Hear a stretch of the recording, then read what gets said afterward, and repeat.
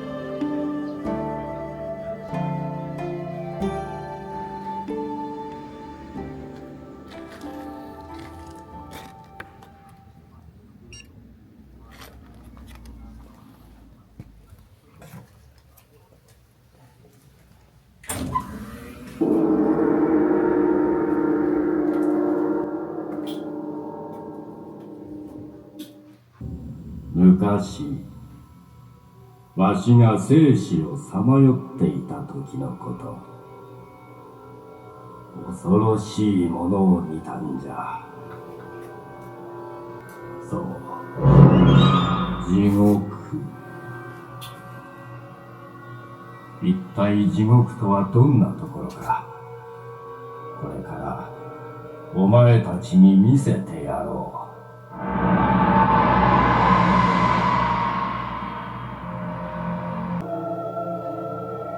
宮殿には閻魔王をはじめ10人の裁判官が待ち構えておる。上張りの鏡、お前のありのままの姿が映し出されるのだ。嘘をついて無駄じゃ。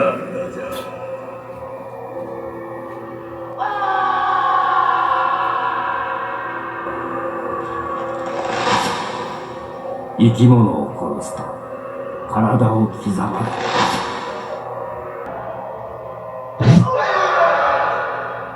悪口、告げ口は針の山で串刺しに。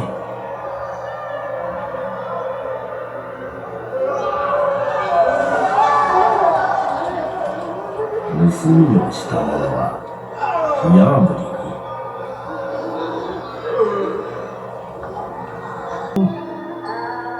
鬼が潰してバラバラじゃ。